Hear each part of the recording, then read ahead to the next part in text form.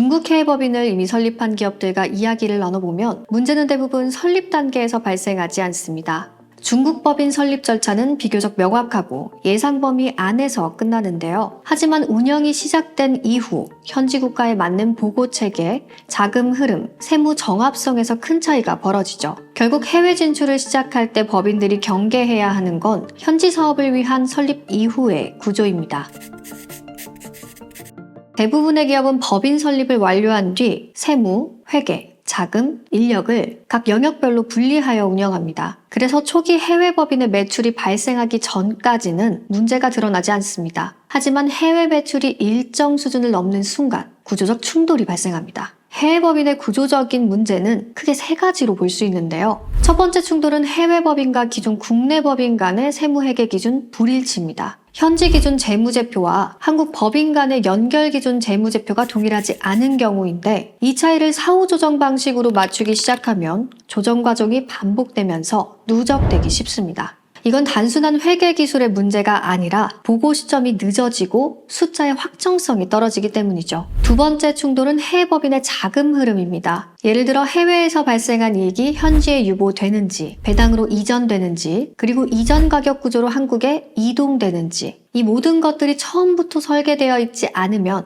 해외 법인의 이익은 존재하지만 한국 법인의 현금 흐름에는 즉시 반영되지 못합니다. 이때 발생하는 문제는 수익성 리스크라기보다 유동성, 가시성의 리스크입니다. 실제로 구조가 없는 해외 법인은 사업이 성장할수록 대표의 통제 가능 범위는 오히려 줄어들게 됩니다. 세 번째는 해외 법인의 자금 승인 및 통제가 잘 되지 않는 점입니다. 현지 법인의 지출 승인 권한과 한국 법인의 통제 권한이 명확하게 연결되어 있지 않으면 운영은 분산되고 책임은 집중됩니다. 이 구조는 감사 대응과 세무조사에서 가장 먼저 노출되기 때문에 문제가 발생했을 때 왜 이렇게 처리되었는지를 즉시 설명하기 어려운 구조가 만들어집니다.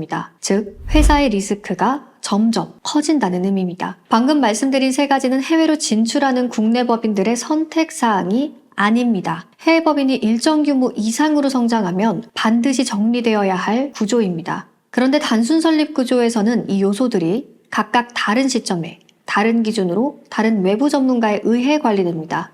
이게 해외 법인 운영이 흔들리는 가장 근본적인 원인입니다. 반면 해외 법인 BPO의 본질은 해외 법인을 설립만 해주는 것이 아닙니다. 설립 단계에서부터 현지 회계 기준의 정합성, 자금 기속 설계, 승인 및 통제 구조를 동시에 통합하여 설계하는 방식입니다. 해외 법인이 독립적으로 움직이는 구조가 아니라 한국 법인의 연결 구조 안에서 운영되도록 만드는 구조입니다. 이러한 통합 설계는 글로벌 회계 법인들이 여러 국가의 법인을 동시에 관리하면서 발전시켜온 구조이기도 합니다. 이렇게 처음 해외 법인을 설계할 때 사업 목적에 맞춰 현지 세무 전략, 자금 흐름, 국내 법인과의 관계 구조까지 함께 설계되어 있다면 국가에 따라 법인세 감면 등 외국인 법인 혜택도 적용받을 수 있습니다. 이 차이는 단기적으로는 보이지 않지만 해외 법인의 매출이 증가할수록 재무보고의 속도, 자금 회수 가능성, 투자 협상력에서 점점 더 큰 차이를 만들어냅니다. 정리하자면 해외 법인 BPO는 설립 단계부터 국가별 세제 구조와 해외 자금 흐름, 세무 회계 체계를 하나의 내부 통합 구조로 설계하는 방식입니다. 대표자가 직접 모든 영역을 관리하지 않아도 해외 사업이 구조 안에서 안정적으로 운영되도록 만드는 것이 이 구조의 핵심입니다. 그렇다면 중국으로 해외 진출을 고려하시는 대표님이라면 이런 질문을 스스로 던져보시기 바랍니다.